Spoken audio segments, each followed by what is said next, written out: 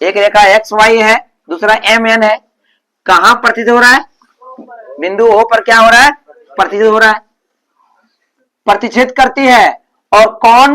P O Y बराबर 90। तो P O Y कितना दिया हुआ है हमारा? 90 डिग्री दिया हुआ है। और ए अनुपात बी, ए है, ये बी है, ये दोनों ए अनुपात बी 2:3, अर्थात ये 2 है तो ये कितना है? 3 है। तो सी का मान ज्ञात करें, इसका मान ज्ञात करें, सी का मान ज्ञात करें।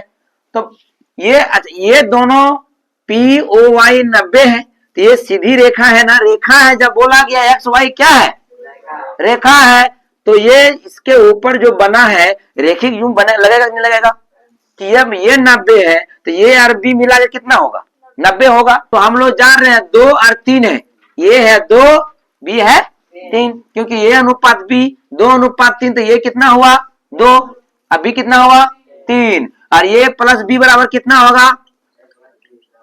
90 होगा नहीं है? ये दोनों मिला करके 90 है, 2 और 3 5।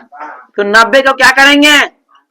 5 से विभाजित करेंगे। ए निकालेंगे, 2 से गुना करेंगे। बी निकालेंगे, 90 को 5 से भागा देंगे, 3 से गुना करेंगे। करो 18 25, 18 दूना कितना हुआ? 36 डिग्री। कितना डिग्री? और ये 18 25, 18 तिया 54 डिग्री। यहां बोला जा रहा है सी का मान ज्ञात करें।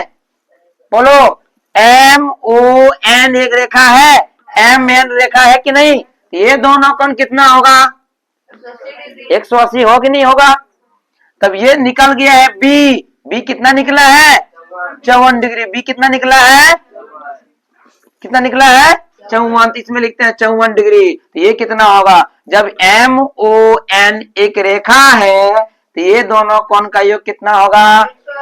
रेखिक योग से होगा कि नहीं होगा? तब ये सी कितना होगा? सी बराबर कितना होगा? 180 माइनस 54 डिग्री होगा। किससे? रेखिक युग्म से।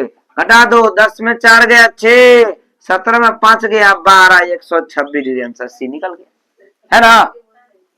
हम सवाल करते हैं, बोलो एंगल वाई ओ एन, यहाँ एन है ना, ये कितना होगा? बता कितना होगा? देखो, ए एक रेखा है, एम एन एक रेखा है, एक्स वाई एक रेखा है, बिंदु ओ पर प्रतिच्छेद कर रहा है। तो क्या होगा? एक कोण बराबर एक कोण शीर्षाभिमुख कोण क्या होगा? ये 54 डिग्री। ये भी कितना होगा?